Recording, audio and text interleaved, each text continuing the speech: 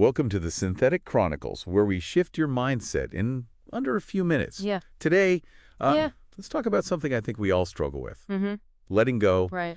whether it's stress, Oh, yeah. past mistakes, Yeah. or even relationships that no longer serve us. Yeah. Holding on too tight can really weigh you down. Mm-hmm. So how do we release that negativity and actually move forward? Well, it's funny because I was just thinking about this the other day, how Yeah. our brains are kind of wired to hold on, Yeah. especially to the things that have caused us, pain or stress.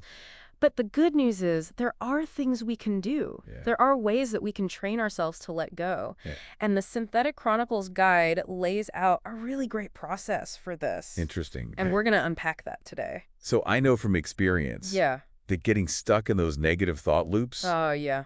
can be exhausting. So exhausting. So where do we even begin?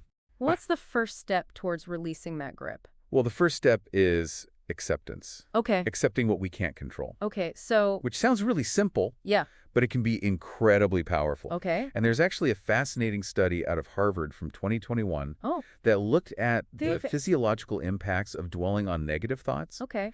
And they found that this kind of rumination Yeah. triggers this surge in cortisol, Oh, no. which is our stress hormone. Right. And that's a problem because chronically elevated cortisol is linked to all sorts of health issues. So just acknowledging that some things are out of our hands can actually lower our stress levels. Exactly. Interesting. It's about recognizing what falls within your sphere of influence and what doesn't. Okay. The guide actually gives us this really helpful question to ask ourselves. Okay. Can I change this, or is this beyond my control? Okay. And that simple act of discernment can really help redirect your energy towards things you can actually impact.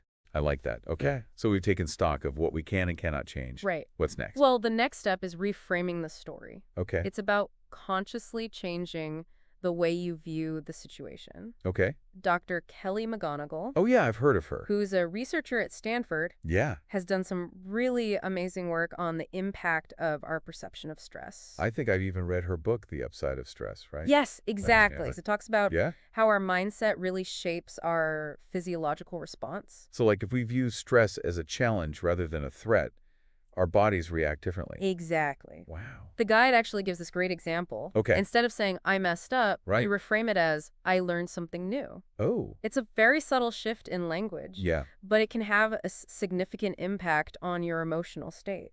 I could see how that would be helpful, yeah. Yeah. But what about when, you're trying to reframe things? Yeah.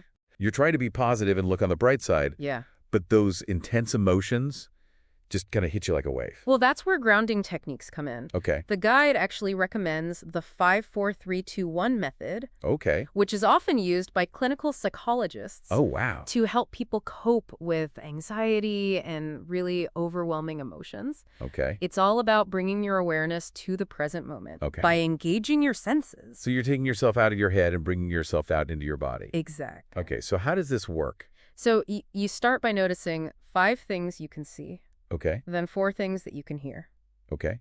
3 things you can touch, Mm-hmm. 2 things that you can smell, Okay. and then finally 1 deep breath. Wow. So simple. Yeah. But I could see how that could be really effective. Okay, so we've got acceptance, reframing, Mm-hmm. and grounding. Yes.